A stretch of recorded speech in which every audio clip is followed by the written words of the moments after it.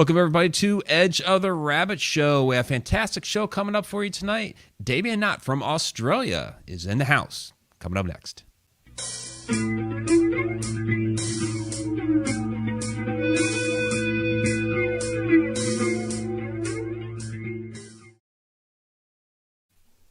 Welcome, everybody, to Edge of the Rabbit Hole. I'm author and researcher Mike Ricksecker. With me, as always, my co-hostess, Victoria Monday. And down in the chat room, Alina, moderating the chat.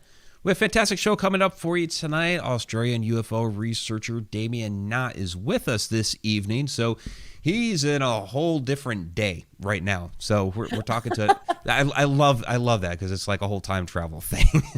Ooh, what am I wearing tomorrow? Right.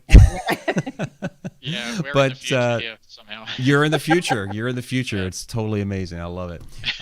But Damien's been a UFO researcher for a number of years here.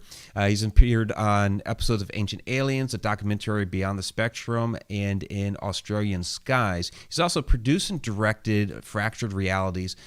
Second film of that is coming up here very soon, and Haunted Skies coming out in February. We're going to talk about all of these things here this hour. Damien, welcome to the show. G'day, Mike. Thanks for having me on. Absolutely. And last time we tried to have you on, we had dramas. We did.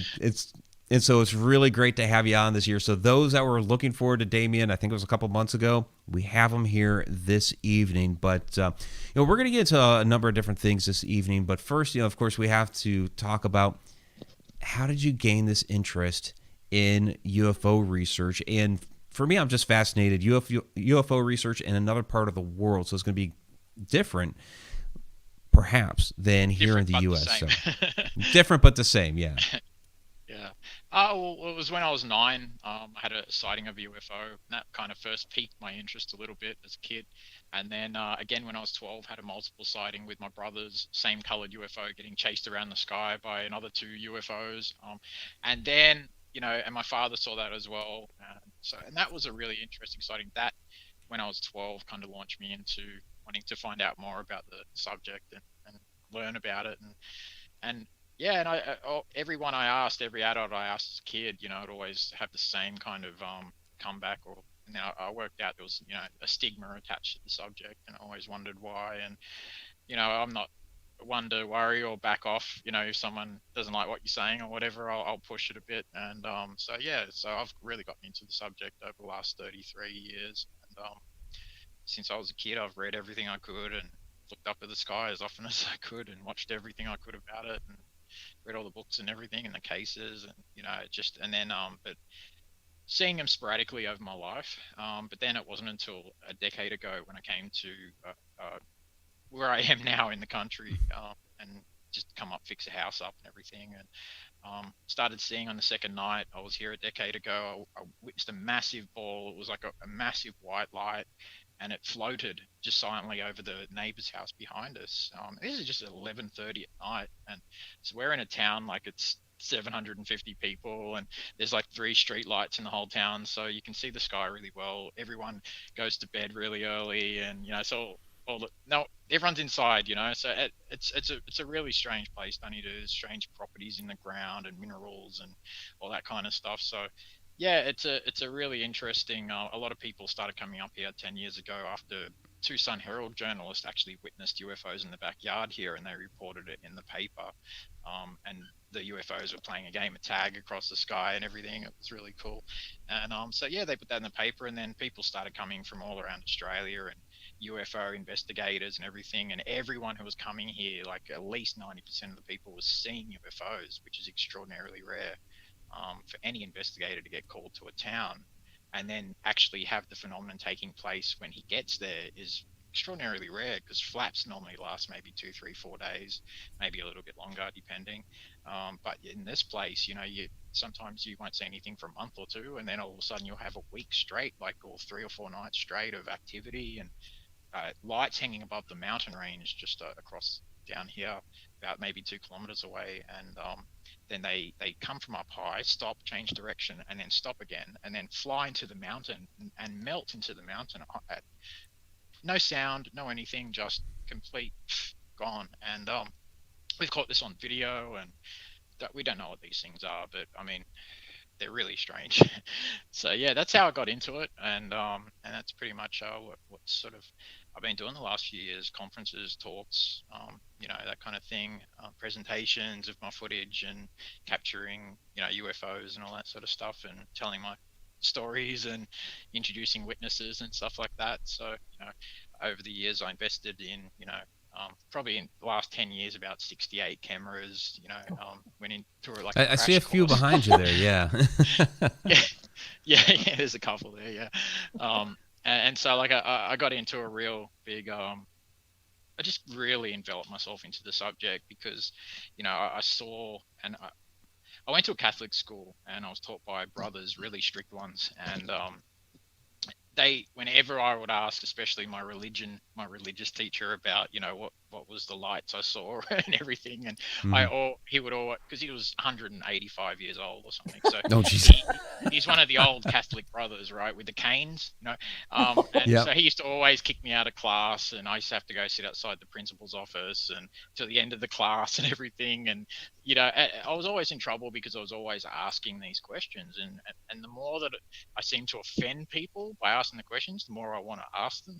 That sounds terrible, but it's probably why I'm doing what I'm doing and not backing away and going, hey, it's a crazy subject, because this can really affect your life. It can affect your career. It can affect friendships, family. Like it's really had a large impact on my life, and no one really understands it unless you go through it yourself and see it and experience it. And so I've always fought to try and crack that stigma. I've always wanted to show people, hey, it's a subject that you can talk about freely and not have to be ridiculed and rubbished. And for me, like, that's the most important thing. And if that's my little mark I can leave on the world, where people can, a lot of people around the world contact me and tell me stuff they can't tell their own family and friends and partners and stuff, sightings, because they're worried that people will think they're crazy and all that sort of stuff. And it's like, yeah, well, it's, if I can just do that and be sort of some sort of thing where people can, open up and feel free and talk about it, then eventually I think it's going to become, well, stuff like Pentagon, right? The Pentagon release, that got people talking about the subject, even though it didn't really release much of anything, but still got people talking about it and people interested. So, the more people talk about it freely, I think the more the stigma will lessen over the years. So that's what I'm that's fantastic, because many people have had these type of experiences. We're not alone in this, so when you can get people together talking about their experiences and stories, that's fantastic. Now, fractured realities, from my understanding, and correct me if I'm wrong, but this is your story, a documentary about your experiences, and I find the title of that, Fractured Realities, fascinating. So what does that mean, fractured realities? Well, basically means we don't live in a reality that what we perceive as reality isn't really our reality. There's more to our reality. So in a way, it's fractured because people think that this is the way life is, and then other people had different experiences, think that this is the way life is, and so it's a bit fractured. So there's fractured realities going different ways. So that was kind of the, Are you going down the path of like the simulated universe or multiverse or things like that? I haven't gone that far down the rabbit hole yet. Okay. but a couple of times I nearly have, but I had to pull myself back out. So, yeah, I've noticed that. It's an interesting rabbit hole. We went down that rabbit hole last week, so I had to ask really? you. I'll have to watch the episode. Yeah, brilliant. Or would it be more like looking through a gemstone with inclusions, and so the light is different depending on where you're looking at it? Not that kind of fractured? Well, I guess if it's going different ways. I talk with my hands. I do too. Don't worry. I'm part Italian, so I can't help it. It's just one of those things. My first major was deaf education, so I signed. Oh, okay. My step grandparents were deaf, so I learned. Okay. Yeah, myself as a kid. So. Yeah. So, question already here from the chat, and this is a good one from Siri Yusuf. What is the Australian government's attitude to UFOs? Are they just as bad with disclosure as they are here in the U.S.? Oh, absolutely. yeah, our government follows everything that your government does. So if you guys were to come out and say UFOs are real, our government will do the same thing. I mean, we're allies, right? We've been in every war supporting America, and we love each other, and all our soldiers love each other, and all that. So yeah, we're all. But no, the Australian government, yeah, we pretty much follow everything you guys do. So yeah, there's going to be no coming out, because really, I believe personally they don't really know what the phenomenon is. So that's why they can't really say that it's this or it's that or whatever. The best they can do is say, put all these cases out and say, hey, there's all these 140 cases which are really strange, and there was lights doing weird things, but we don't have enough information.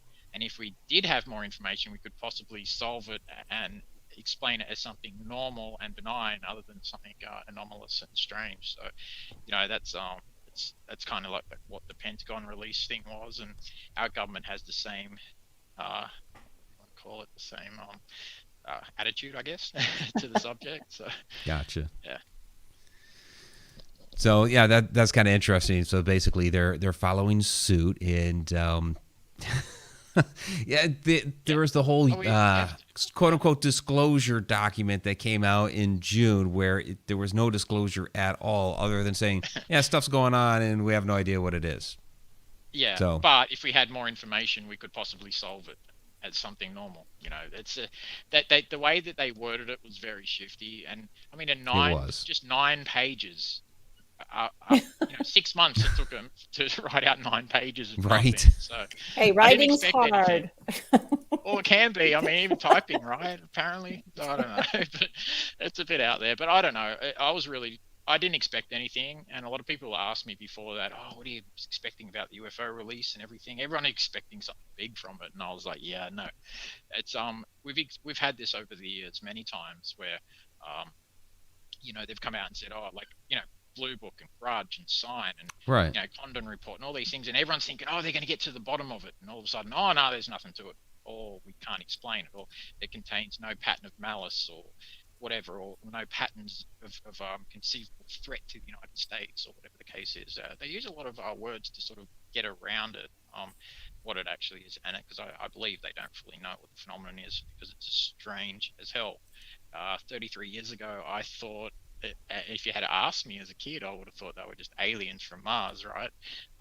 Little men or whatever. But now I realize the more I've experienced, not just lights in the sky, lights in the house as well. Really other strange things, strange phenomenon, things flying off the walls, landing perfectly on their side, on the floor, across the room. Really strange, yeah, really bizarre things. And what I've noticed is, and this is what Haunted Skies is going to be about, is we've come up with 28 different connections between different phenomenon. And so, so a lot of the phenomenon, I'll give you a couple now. Some of the phenomenon, can be seen in the infrared spectrum, full spectrum, so same as the other a ghost type phenomenon as well. There's an old saying of my friend Mike Williams, I keep pinching this off him and using it for years now, but he always says, if you're a ghost hunter and you see a ball of light in your home, you're going to call it a ghost. If you're a farmer and you see a ball of light out on your farm or just on your property, you're going to call it a mystery light or a min light here in Australia. Like you have the Brown Mountain lights over there. But if you're a UFO, you said it was a min light? Yeah, we call them min lights. Yeah. Interesting. Okay. Aboriginal name for what they. Yeah, they've been seen them for thousands of years here. Same sort of thing. Whether it's a natural Earth type phenomenon, plasma kind of phenomenon, we don't know about yet. Similar to ball lightning, we don't know. Who knows? But if you're a ufologist and you see a ball of light up in the sky, you're going to call it a UFO. So, but in theory, they all seem to have the same properties. They all, when they come in, they are affecting the Earth's magnetic field. Every single one of them. Ghost phenomenon, poltergeist, whatever you want to call it. UFO phenomenon seems to also affect the Earth's magnetic field, localized when they're around.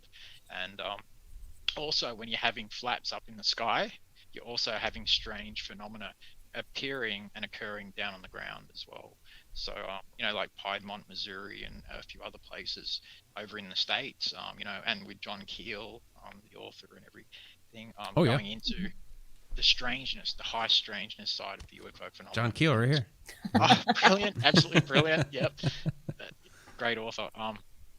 And and also like with Valet as well, he's touched on a lot of the Yeah. high strangeness of the UFO phenomenon and how it seems to have repeated over the centuries and seems to change um, uh, as we're changing. So I mean, that could either mean it's showing itself in different ways to not scare us, or it's showing itself in ways that it's just ahead of our own technology, um, and so to not scare us too much, or whatever the case is. But what it does seem, one part of the phenomenon that has been continual all the way through is the ball of light, the BOL type UAP or UFO.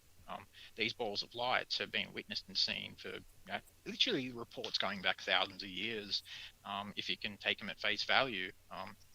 There was a book by Valet recently and Chris Orbeck called Wonders in the Sky, and he went, both of them went through a lot of old cases, a lot of old reports going back thousands of years, and they're exactly the same as the reports of lights in the sky that we're seeing now, and even flying discs that were seen by the Romans and Alexander's army and stuff like that. So there's been a core element to the phenomenon. But yeah, it's highly strange, and anyone who says they know what the phenomenon is, they're lying to you. So they're trying to sell a book or something like that.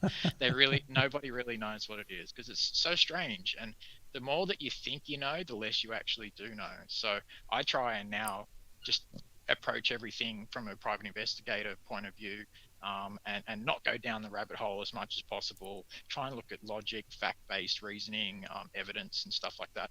That's what I'm about. Is just presenting evidence to the public, and my videos of the phenomenon and stuff like that. Witnesses. Right now, there's I think 211 witnesses who've seen the phenomenon with me over my life. And That's quite a few. Most in the last 10 years, when we'd have like families come down in their buses from all the way up north in Darwin and stuff like that. And yeah, it was really good.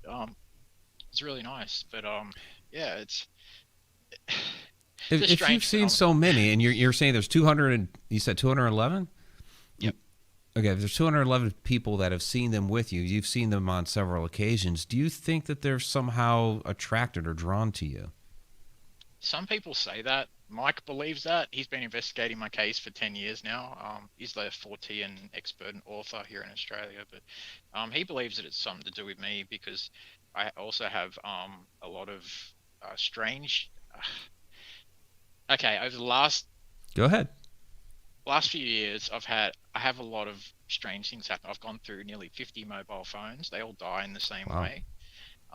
Electrical stuff seems to, and I blame the UFOs or aliens, but Mike thinks it's me, or I blame the government or something, and Mike's like, no, it's you, and I'm like, no, it's not me, so I'm trying to make it out to be him now.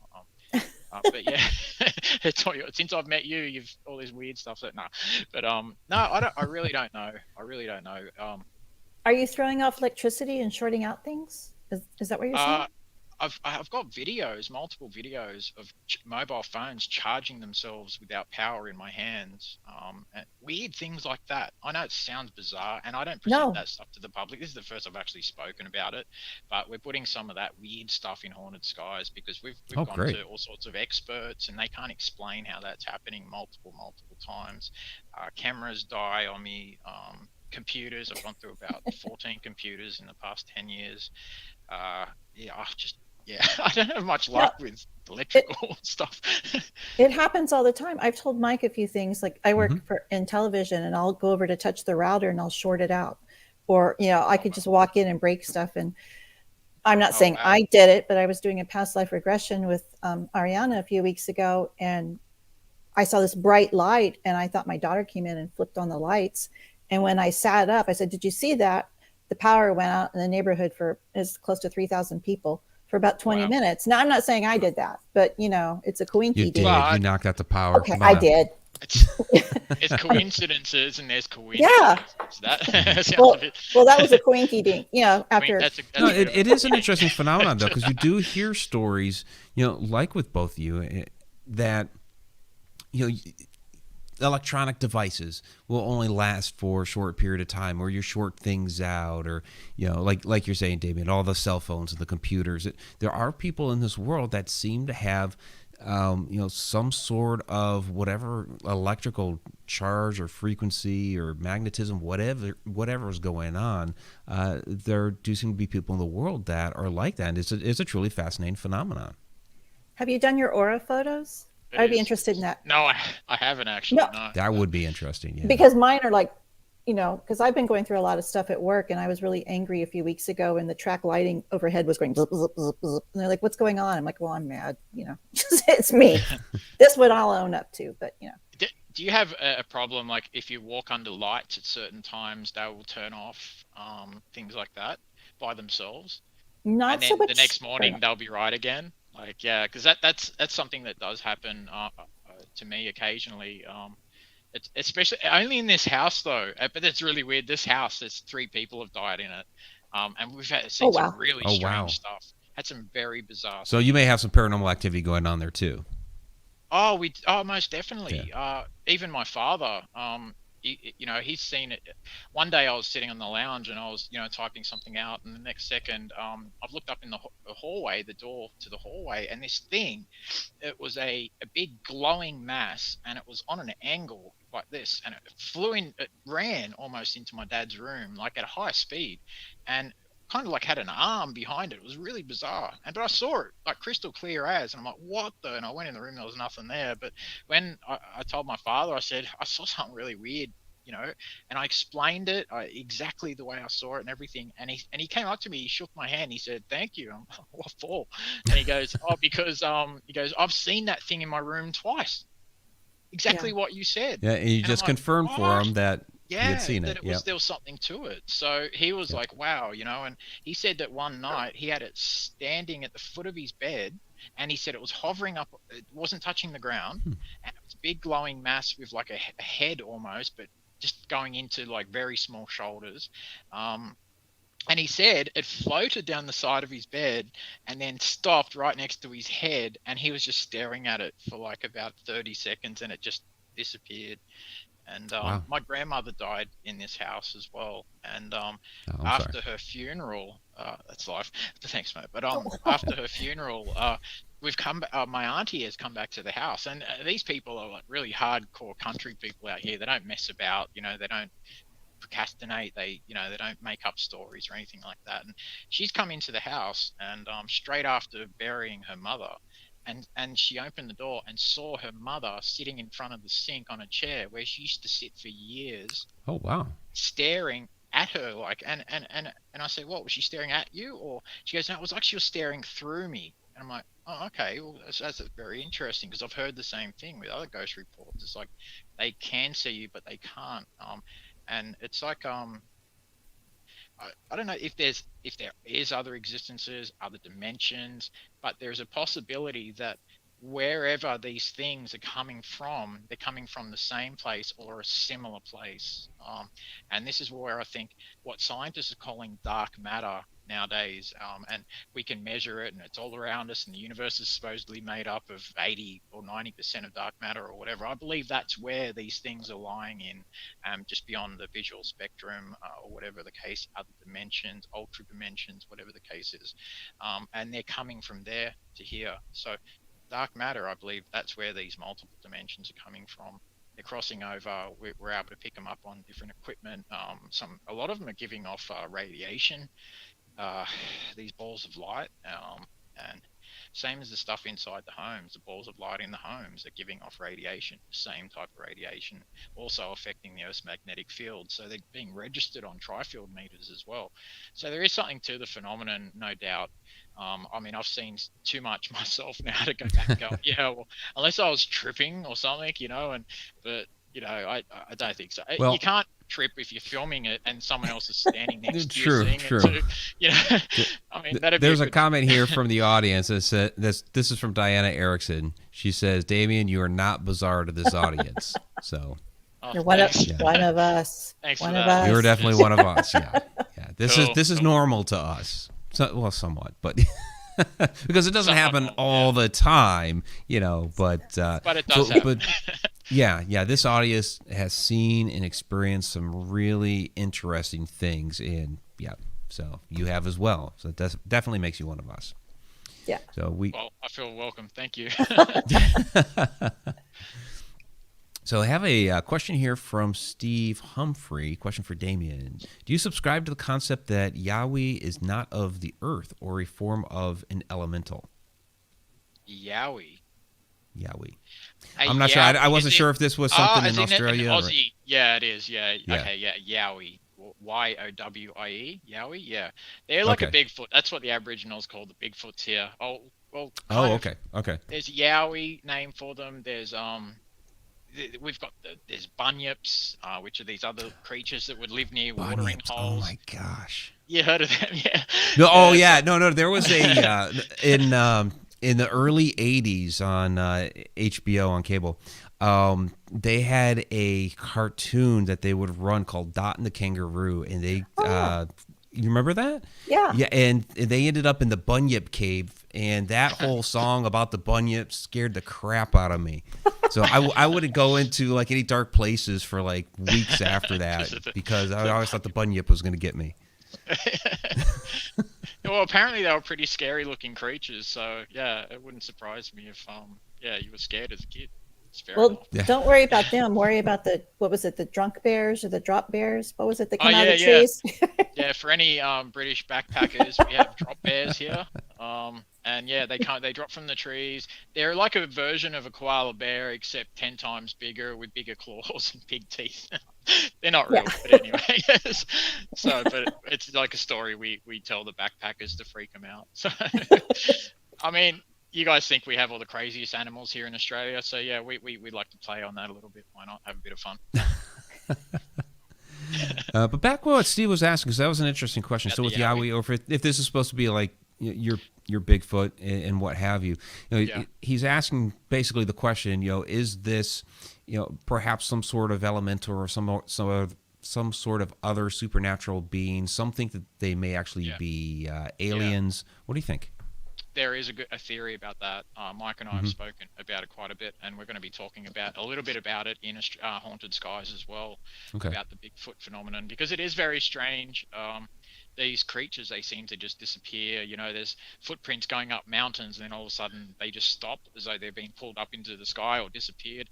And also, with Yowie reports, Bigfoot reports, and stuff like that around the world, a small percentage of them contain reports of strange light phenomenon in association with Bigfoot. So there is a theory that they are some sort of other being, creature. They may be coming from the same place. That's why we can't find them, because they just go back there whenever they want to. And so that is a really good it's a good possibility that they could be something very, very, not like just a physical creature that's walking around the earth that hasn't been found yet. These things are coming and going and coming and going, because it's a bunch of high strangeness around. Yeah, maybe from another dimension or fractured reality. Another fractured reality, yeah. I have to do a part 4 now, yeah. Yeah. Just about the Yowie and the Bigfoot. Yeah, it's a strange subject, and there is a lot of light phenomenon reports around Bigfoot. So yeah, I mean, is that a connection? Possibly, possibly not. There's just not enough information, really. It's too the phenomenon occurs too sparsely, and it's hard to, like I said before as well. Like I'm an investigator for UFO Research New South Wales, and if you go out to a property or whatever, and like I went out to a property a couple of nights ago, and there was a family about an hour away from here that had been seeing, and I had several reports in the last week around this same area from people who were seeing light phenomenon diving into the mountain, which is what I'm filming as well. So I went there, and we saw the same phenomenon occur on the 3rd night in a row, so that I was there, and we got it on film. So it is occurring like all around, this area, which is really good. But the when you go to most places, there is no phenomenon. There's nothing. You hardly ever see anything. So it is a difficult subject to, whereas like if you're a cop and you're trying to find a murderer, you have a trail you can follow. But the trail here is it's little sparse little cookies here and there and little bits of pieces and whatnot. And it's kind of hard to put together sometimes, when you think that you have the answer, you're like, whoa, something will throw you a curveball, and you're like, oh damn, this is stranger than what I thought. Okay, this is weird. And the phenomenon seems to be aware of you as well, hyper aware of you. They seem to know where you're pointing the cameras in the sky sometimes. They seem to know when you're looking and what part of the sky you're looking in exactly. It's a really bizarre phenomenon. The closest I've had the phenomenon near me, and I'm not talking about ghost phenomena or anything like that. I'm talking about a UFO phenomenon, was in a place called Tipperary. And Mike, myself, and another gentleman called Lance went up there a few years ago. And this place is a very small enclosed valley. It's on the mountain range, like almost circular, like a meteorite impact almost, and full of pine trees in all the way. It's a very strange place, very strange properties. Farmers in this area have had sightings going back, a long time, over 100 years. And really strange things happening in the home as well. And so we're there one night, and Mike and I are talking. Lance has turned around to grab something out of the car, and this light has like come from up high, and it was like a rod of light, and it would have been maybe, it's hard to tell the exact length, maybe 6 to 8 feet, something like that, because it went at speed into the ground. And it flew over my shoulder, like literally down my arm as I'm bending down to pick a camera up, and melted into the ground and disappeared. And Mike and I jumped back. We literally jumped, because it was freaky. It was scary. We both saw it. And then it wasn't until the next morning, and that's when things got weirder. Because the next morning, I actually went through a video. I was videoing the valley behind us while we had our back to it when this thing happened, and we were talking and everything. And behind us at the same time, you can hear the tri-field meter going off, and Lance is saying the tri-field meter is going crazy, and you can hear it. There's lights behind us changing direction from up high, flying into the ground, into the valley behind us, changing directions multiple times too, and disappearing into the ground, making no sound whatsoever. So there is a strange phenomenon, whether that's some kind of a natural phenomenon, maybe some kind of plasma coming from space, or some kind of super weapon from a Death Star. I'm joking around, but who knows? You never know.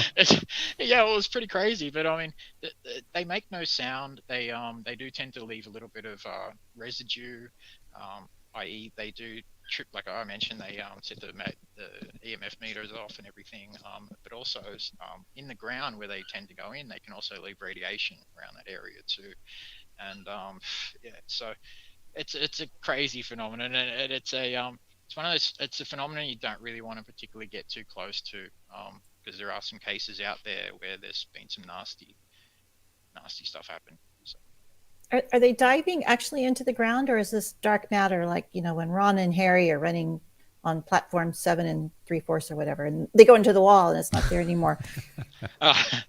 Well, it's again, who knows really, they do just seem to melt. You can physically see them on the camera, and what we physically saw was it melt into the ground, no sound whatsoever, no movement of the ground, nothing. It just like the ground wasn't there.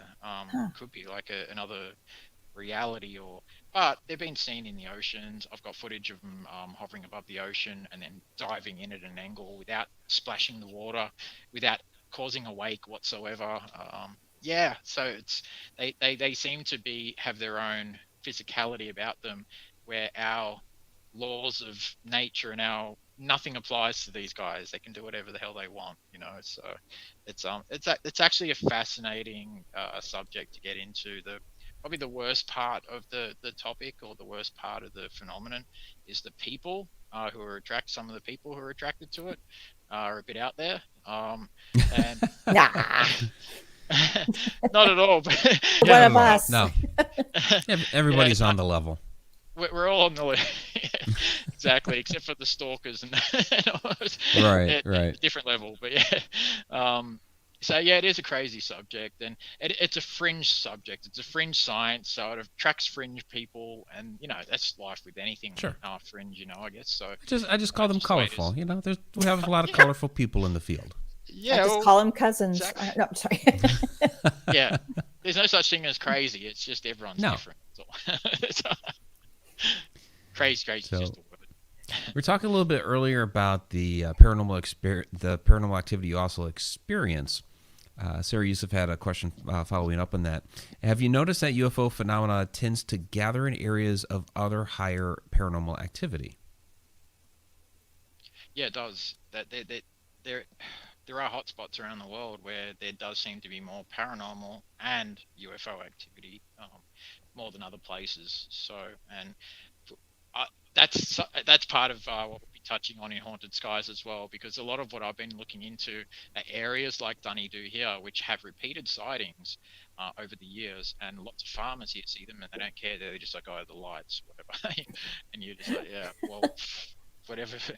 But certain areas do, and what I have found in a couple of areas that have repeated sightings around the world, and but it's not the same with every place either. So Sure. it's a bit strange. But what I've found is in the ground, certain minerals, you're talking gold, quartz crystal, other types of powerful crystals, also combined, and it has to be in a combination with iron ore or iron stone. Now this quartz crystal and ironstone, or iron ore seem to have some sort of reaction. There's a place near Esperance in Western Australia here, and they have the same kind of phenomenon happening. That they have this iron stone that goes into the ground about a kilometre and a half down, mixed with veins of quartz crystal like we have through the town here. And I used to think that because of the way that the quartz crystal veins were running, a couple of times I'd see UFO moving over the same kind of lane where the quartz crystal. So I used to think that maybe that had some sort of connection. But then when you see Interesting. another 50 UFOs that don't do the same thing as this other two, you're like, oh, well, that throws that out the window. So Right, yeah, right. it is a hard subject to fully research and get a hold, like a No, fully mental grasp of. it's extremely fascinating though, because you hear about some of these locations around the world, like Stonehenge or the Karnak stones, or the Egyptian pyramids. That they're supposed to be harnessing this earth energy, using things like like quartz crystal and other minerals, to be able to do different things. Whether that's move between dimensions or for healing powers, open stargates. You hear all these different ideas and theories. So do you have locations like that down in Australia where, like these different standing stones and what have you, that are supposed to be able to do these different things? Uh, we have there's Black Mountain up north. It has some Oh, right, right. strange, I've heard of Black Mountain. Yeah. yeah, it has some strange magnetic properties to it. There's a That couple has of like all kinds of places. like crazy broken rock and where people go missing and things like that, right? Yeah, yeah, that's happened as well. And there's Mm-hmm. legends as well. Same as Ayers Rock as well, further up north. If you take stones from Black Mountain or Ayers Rock as if you're a tourist or whatever, I'm going to take a stone home and, oh, here's my Right. stone from Ayers Rock to show everyone. A lot of those people have bad luck, a lot of them. And so there's a place at Ayers Rock and near Black Mountain too for people to actually send in the post the rocks back, so they the bad juju leaves or whatever, Mm-hmm. so they start having some good luck again. But there's a thing where you can't take anything from these places, because if you do, then there's a chance that I have some bad luck.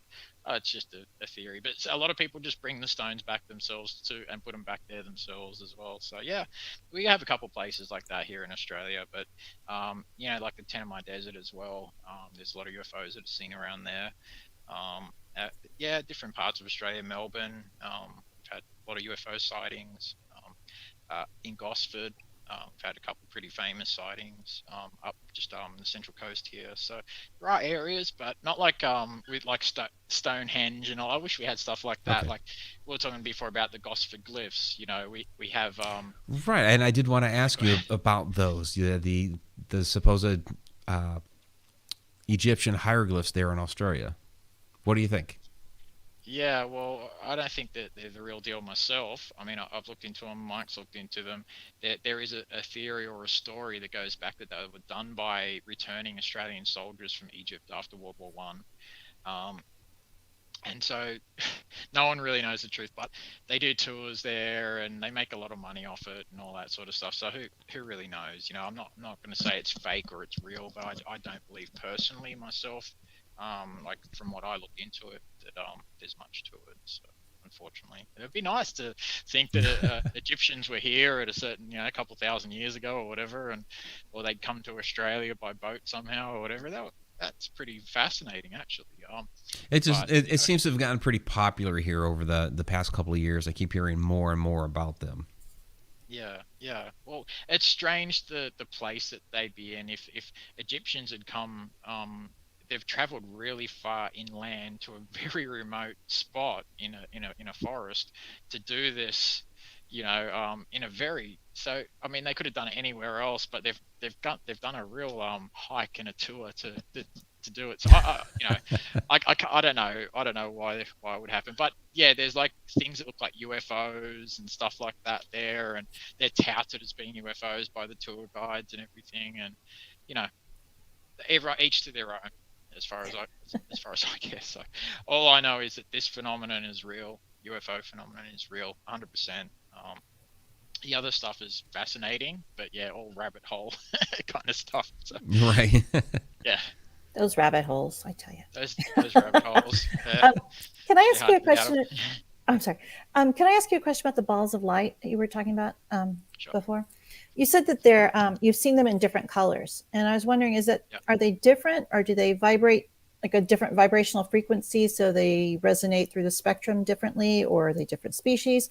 And what's the deal with the red lights? Why don't people like the red balls of light? Or why are they chased away, I guess, is my question. Brilliant question. Thank you. And we're touching on... No, you're welcome. I'm hoping to get asked good questions like this in podcasts. So, yeah. Okay. We're going to be talking about this in Haunted Skies. Like we're going to be touching on it. But more so Fractured Realities, which is coming out, part 2, which is coming out in December. That's going to be mostly about what type of UFOs that have been seeing in the skies of Australia mostly. But I mean, the phenomenon is pretty much the same around the world, except you guys have more triangle style UFO sightings and yes. sightings than we do here. We hardly get any of them. So it kind of makes me think that they may be some kind of something your government might be working on. Who knows? But at the same time, yeah, it's an interesting question because I've always thought the first one that followed me was a red ball of light, and what it did was, as I was walking, I looked up and I was on my way home, and I was, 9 years old. I had my skateboard under my arm. I just got to the top of the hill and I was about to skate down, and then I looked up, and this thing would have been maybe 12 to 15 feet above me, red ball of light, maybe the size of a basketball, maybe a bit bigger. And as I would walk, it would move with me above my head, and I stopped, and it stopped, and it did this about 3 or 4 times. And about after the 4th time, I started to get a bit freaked out. So I kind of ran the rest of the way home with skateboard under the arm, and I was out of there, and I told my mum I was really excited, and she said, "Oh, it was an airplane." It wasn't an airplane. Even at 9, like I know what an airplane looks like, right? Mom. Yeah, I was like, what the hell?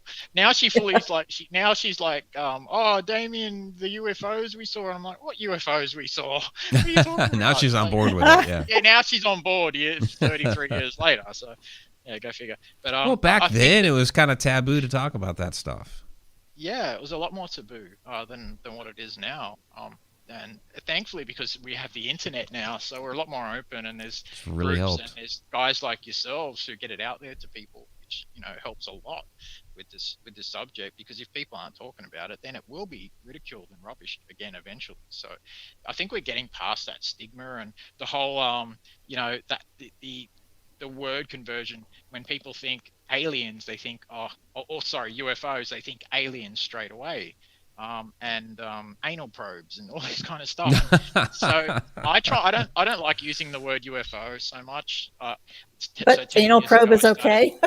I'm just kidding. I started using like UAP like 10 years ago. And just to get away from the whole UFO, assimilation with aliens and all the stupid crazy stuff, and it does because there was such a stigma with the term UFO. So exactly, and I've noticed over my life that many times that when you say UFO to someone, their eyes roll or something like that, or some of them will go, oh yeah, I saw this back, whatever it was, but that's very rare.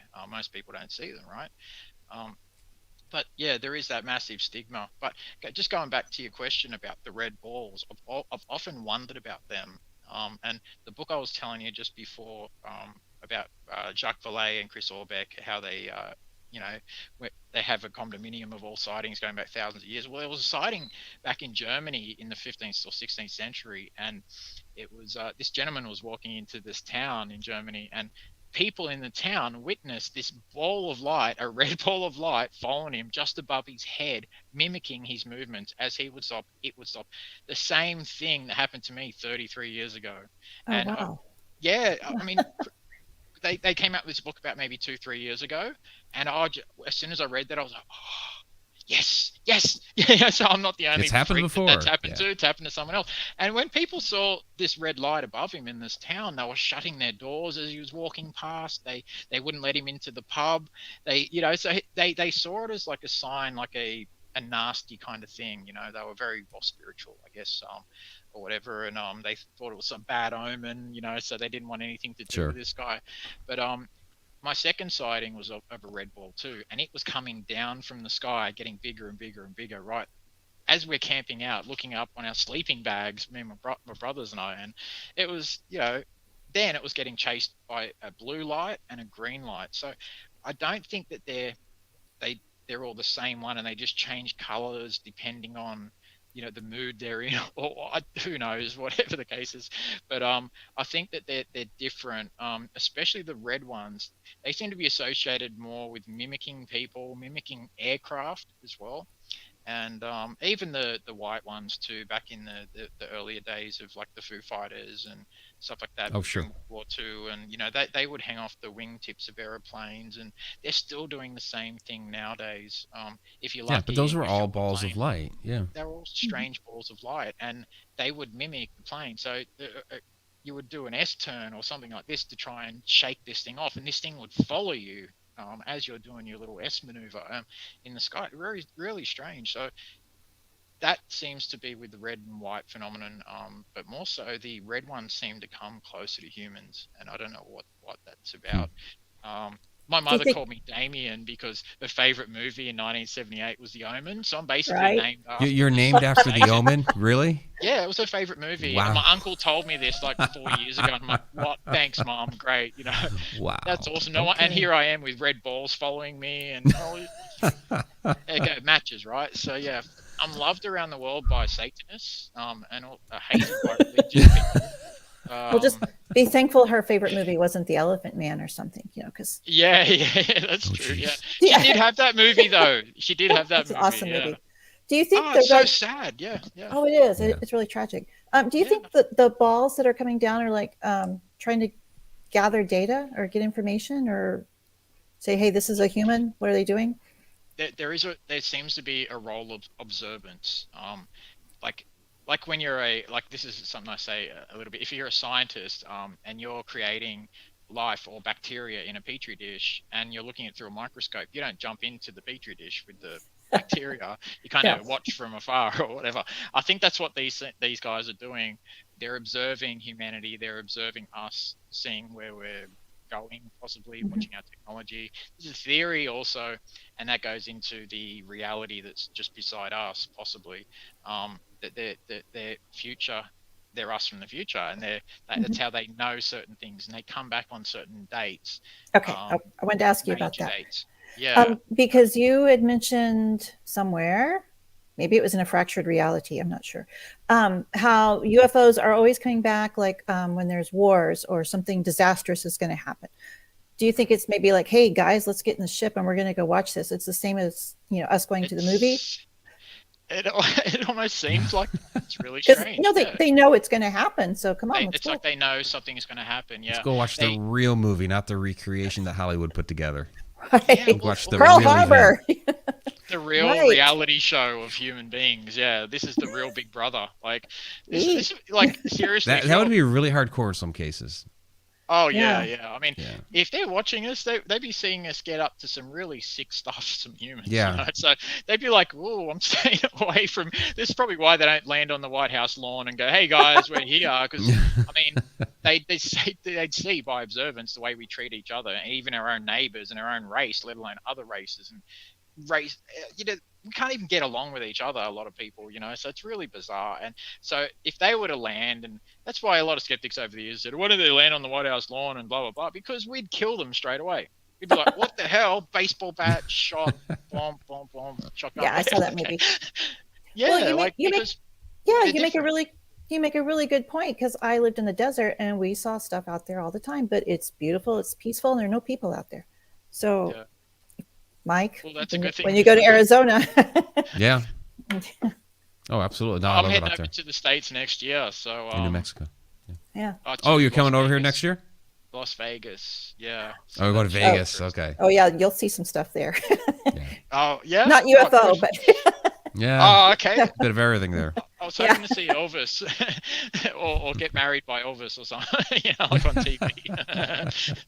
In nearly every Las Vegas Hollywood movie, there's someone going Right, on, of course. Shotgun wedding. you know. Yeah, that kind of stuff. Hey, good question here out of the chat room. This is from Nancy DeRusha. Does the weather seem to have an effect on how many you see, like cold or hot weather? Not really. Well, it depends, because you'll see more at night on a summer's night or a spring night, because on a winter's night, you know, you'll have a lot of moisture in the air as well. You know, so it's better to see them on a hot night, you know, a lot easier anyway. But yeah, it's if they're going to come down, they're going to come down. If you're going to see them, you're going to see them.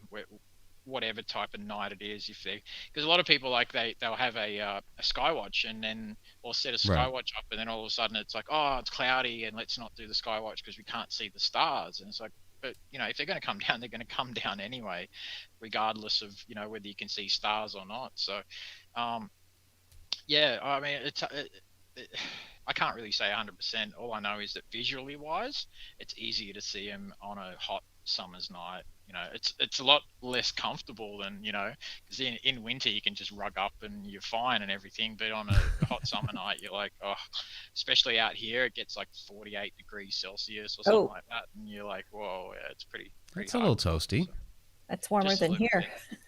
it's pretty hardcore, yeah. Like, I think 10 years ago we had the hottest summer in like 50 years or something, hottest summer day, and it happened to be the day that a bunch of investigators came from Sydney and they nearly died on the farm. So we had to get the water truck to come out and spray them with water because it was that hot, and they were nearly dying. So yeah, we're lucky we didn't lose people that time. So question here from Alina, our chat moderator. This is not an Australia question, but it is a possible extraterrestrial question. She wants to know what, if anything, you might know about the Dark Pyramid in Alaska. Nothing, sorry. Nothing. All right. The Dark Pyramid in Alaska, that's the first I've heard of this one. Is this something that's been seen from Google Earth, or? No, it's actually underground, supposed to be under Mount Denali. They discovered it through some seismic readings almost 30 years ago. It was recently featured here on a episode of the Alaska Triangle, but Linda Moulton Howe has it featured on her Earth Files website as well. So, do you believe that it's real yourself, Mike? I mean, I was stationed up in Alaska for 3 years when I was in the Air Force. We never really talked about a dark pyramid. But, yeah, I mean, you never know with some of these things. I do, well, we'll talk about that another time offline with the viewers. But I'm interested because I mean, what do you think about the Bosnian pyramid? Do you think that the Pyramid of the Sun, and do you think that's interesting because it does seem, I mean, in a lot of respects, it does seem to be just a mountain, but in other aspects, it's like, well, there is some human activity going on here. So, you know, is it possibly? Maybe. There is some, yeah. So it could have been a natural thing, and then humans came along and made it less natural.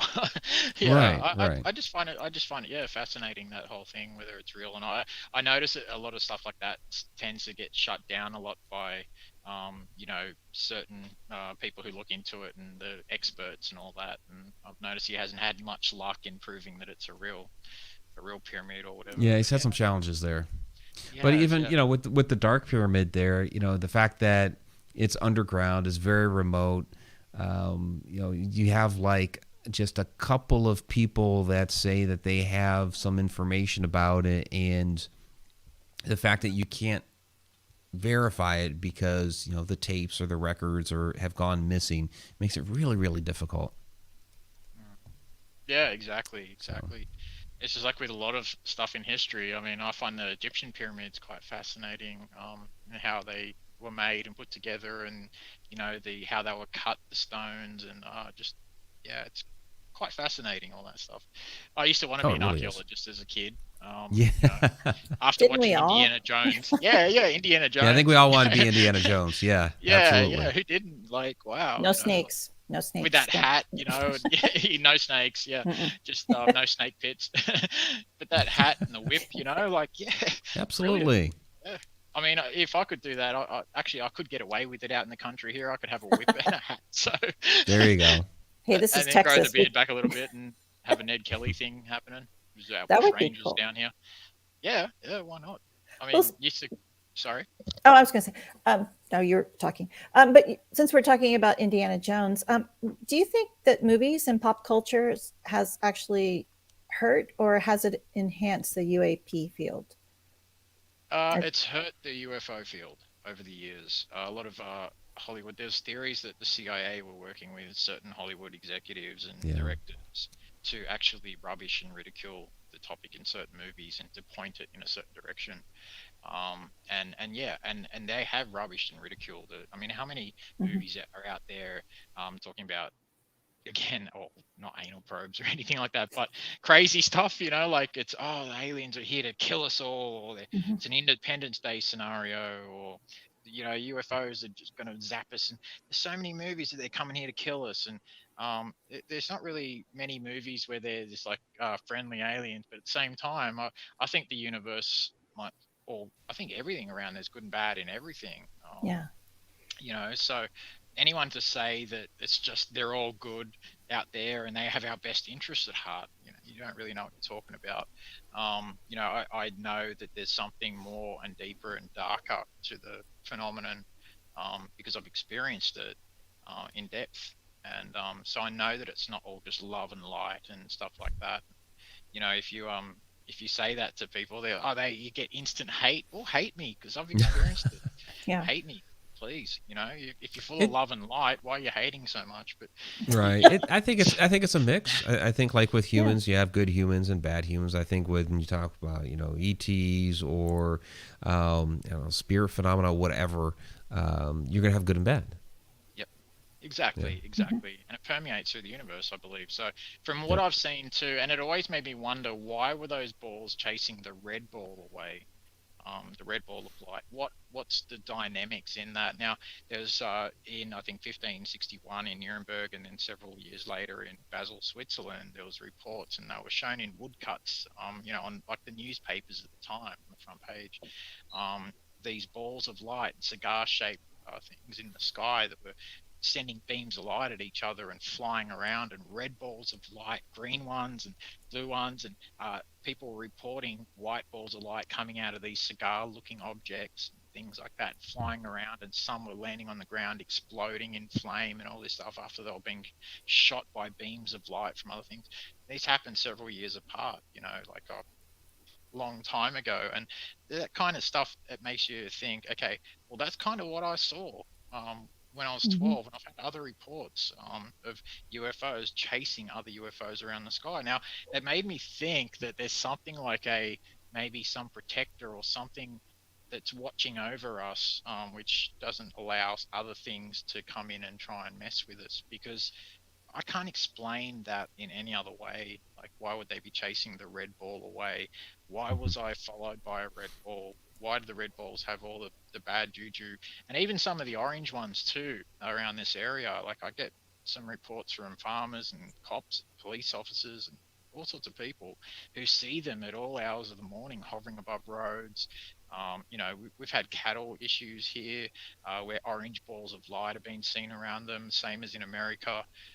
So it's a rare that's a rare phenomenon with the cattle mutilations and stuff like that. But it does they certain UFOs seem to be have certain characteristics, certain flight characteristics. And there's another type of UFO which is fairly new as well. I've only been seeing them for the last 15 years, been recording them for the last 10 years, but I call them the flasher phenomenon. And they're a light, and they can appear at any time of the night, 1 a.m. in the morning, midnight, when the sun is across the other side of the earth, and you'll get this bright flash from one point in the sky, and then all of a sudden, a few seconds later, flash to the right of it, and then it'll change direction, be another flash over here. And the flashes, they change as well. Sometimes they're huge, and sometimes they're small. Sometimes they're orange, sometimes they're white. And so there's two different types of these flasher UFOs. There's the orange ones and there's the white ones. Now the orange ones seems to move in different ways than the white ones, which is really weird, and they seem to have similar characteristics but different. I've had these ones show up on my birthday 7 times now in the last probably 15 years. Giving you a little visit. Either 20 minutes before my birthday at midnight or 20 minutes or so after my birthday at midnight. And I'll be filming them and whatever. And just really strange timing. Back when I was 21, I went to see my mother and on my birthday, on the night of my birthday, and just to spend time with her. And I went outside just before midnight, you know, and looked above me, and then the next second this big orange egg has come across, and inside the orange egg it had like vortex of red flowing around inside of it, like a plasma kind of constant motion. It was orange and it was big, you know, and it was low, and it stopped right above my head. And I was like, you gotta be, that's crazy, you know. And I was like, mom, and she came out and she saw it as it was going over the fence, it kept moving. And then it wasn't until 5 years ago, this was back when I was 21, I'm 42 now, and then it wasn't until 5 years ago. Yeah, young. And what was I doing? Yeah, it was about 5 years ago, sorry. Yeah. And I read a MUFON report, a MUFON Australia report, and they spoke about this same UFO, and on that same night, it was seen by another 9 witnesses in my area in Quakers Hill. So, I mean, yeah, it was when you get some affirmation years later from you know, about your own sightings, you're kind of like, oh, yes, brilliant, you know. That's it's really great. Good. Yeah, it's nice when you hear stuff like that. Were you born near midnight by any chance? 6:24 p.m. So. Well, not quite. Throws that out. Okay. Yeah, they're tricky. They're tricky, aren't they? Yeah. We're at the end of our show, so we have to wrap it up. But we'll have Damien back again another time for sure. That was too quick. It did go by quick, but just real quick, because you have another Fractured Realities coming out here, Haunted Skies. When are those coming out, and how can people find more information about you and your work? Oh, okay. You can just find me. I have a public figure page on Facebook. You can, if you go to AAPI, which is Australian Aerial Phenomena Investigations, that's my page as well. Or there's my profile page. I'm not really that heavily into social media or anything like that, you know. I don't like shoving my stuff down people's throats daily, so you'll rarely see me on there, you know. Every now and then I'll jump on if I have to or whatever, but you know, yeah, just send us through or jump on the AAPI page or public figure page or whatever the case is. The website's down, unfortunately, but we'll be getting that up soon, and hopefully, and yeah, so. And that'll be AAPI as well, again. Okay. Yeah, and the documentaries are out there. Australien Skies is, I think, on Amazon Prime at the moment. Beyond the Spectrum's on YouTube Movies. There's Communion. There's a couple others that I was in years ago. Yeah, so there's a few out there. And there's Fractured Realities is on YouTube, Part 1. So, yeah. You can find fantastic. All right, everybody. Check out Damien Nott's work. And, yeah, we're looking forward to the new documentaries that you have coming out. So thanks so much for joining us. This was really interesting. You know, likewise, talking to somebody from, you know, opposite side of the world that is experiencing some of these things, and just, you know, your perspectives and experiences with that. So thank you so much, Damien. Thank you for having me on the show. Thank you, Victoria and Mark. It's nice to meet you. Absolute pleasure. And likewise, great talking to you guys. Absolute legend. Can't wait to come back. Likewise. All right, have a good night. Or, well, I guess a good day. Good morning. It's a good night for us. A good day for you. Yeah. Good day. Yeah, exactly. All right. Bye. Thanks to the audience care. too. Bye-bye. Thanks for listening in, guys. Thank you for everything. Cheers. Absolutely. Take care. Bye. Cheers. All right. That was Damien Nott. He's fun. Great guy. Yeah, I enjoyed talking with him. So, yeah, a lot of different experiences there. And just the whole, no, you're one of us. That was cool. Yeah, we're all over here. So, yeah, he's interesting. Yeah, absolutely. Oh, definitely. We'll get to the shout outs here in just a moment. So, Dark Pyramid thing that came up there. So I didn't want to hijack his show because that was, the whole Alaska Triangle thing. Season 2, episode 1, they were talking about that and got deep into it. And I did record an opinion on that on Mike's Morning Mug. It was actually Sarah Youssef came up with the idea for me to do like a reaction video for that, for all the different episodes. And so, connecteduniverseportal.com. Here, I'll even put up the banner. Check it out, because I do react to the Dark Pyramid and my opinions on that. So, I'm mixed is really what it comes down to. Seriously. I believe you. No. Yeah. Mm-hmm. So, all right, let's go ahead and get to the shout outs. Had a great audience out there tonight. Really appreciate that. And so let's see. In the house, we have Bill Pratt. Just met him this past weekend at Massachusetts Paracon, which was great. Diana Erickson, thanks for joining us tonight. Of course, I need to thank Alina for moderating the chat this evening. Helen Espinoza, thank you once again. There's Lynn Bowling. She's in the house. Haunted Road Media's Fairy Queen Diane Hilbert. Thanks for joining us tonight. Mary Haygood, thank you once again. There's N.A. Nancy DeRocha, thank you for joining us tonight. Sarah Youssef, thank you as always. Okay, my earpiece just told me the battery's low. Thank you very much. Oh, I thought we were having breaking news. No, I know. We're going what live. Is she saying? No. Stacy Comiskey. Yeah. Stacy Comiskey, thank you so much. TFT Tarot for today. And Steve Humphrey, thanks for joining us tonight. And I like Steve's little pumpkins that he has going on here. Oh, there's Adam Tillery. Oh, hey, Adam. There's Adam's lurking, of course. But there was Steve and his little pumpkins. Those are cool. It's Halloween Eve. Halloween Eve. Also known as September, but yeah. You know what I told Nicole today? It's kind of funny. So it was like 3:31, and I'm pointing at it, and I'm at the clock, and I'm like, you know what this is telling us? And she's looking at me like, it's 3:31. I'm like, no, it's 333 Eve. Come on, 333. Come on. Okay, that's funny. Thank you. Woo, knee slapper. Woo. Okay. Okay. That is funny. Let me scroll through here and see if there's any people that the participants tab may have missed. It tends to do that quite a bit, actually. Yeah, because there's Andrew Cox. Andrew and his Chuckling Gnomes. Always appreciate having you out, Andrew. Let's see. Scrolling up through. Oberon Osiris, thanks for joining us tonight. And I think that's TFT's husband. Is it? Wow. I think so, Mr. Oberon. Very cool. I see Wendy Williams was in the house. Very good. And Thayer. Great to see Thayer out there. And Tammy Heitzman.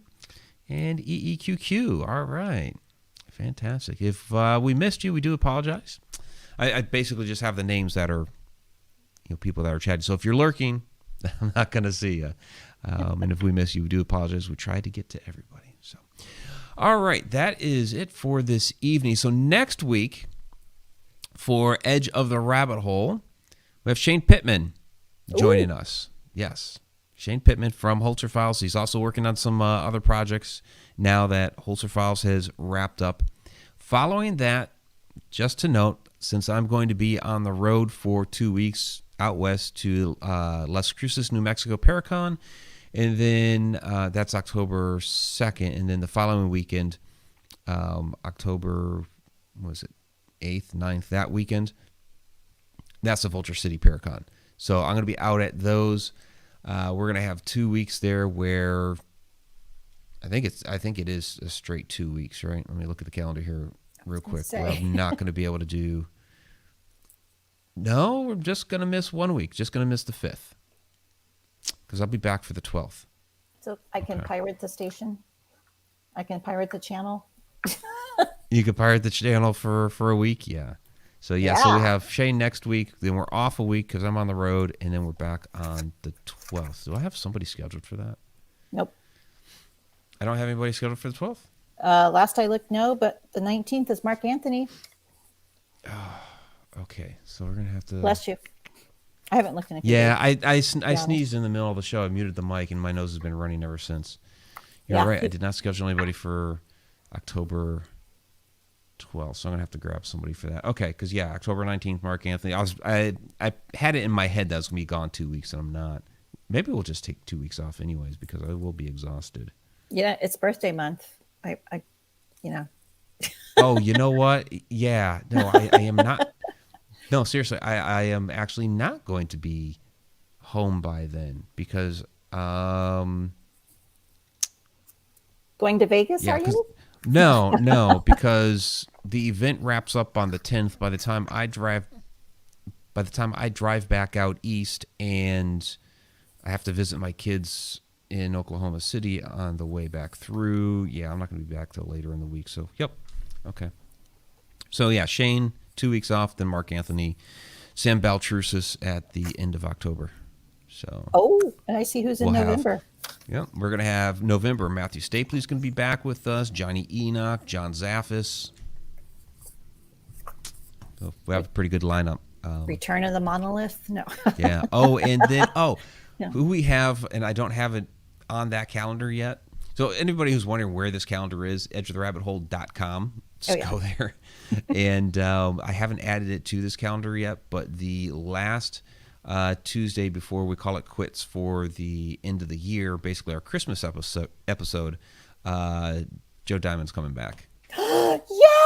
That'll be fun. That'll be fun right before Christmas. I love Joe Diamond. He's doing, well, I shouldn't plug him, but I'm going to do it anyway, a Halloween cyber thing so everybody can go. And he's got people from all around the world. So I saw that. Yeah, that looked pretty cool. Yeah, he's fun. He is a lot of fun. He is a lot of fun. So, he's going to be our Christmas episode. So, yay! That'd be cool. A little Christmas joy.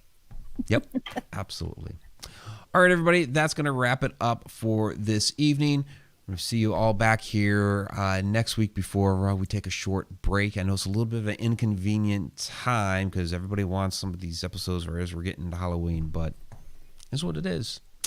So, y'all have a good night. Till next time.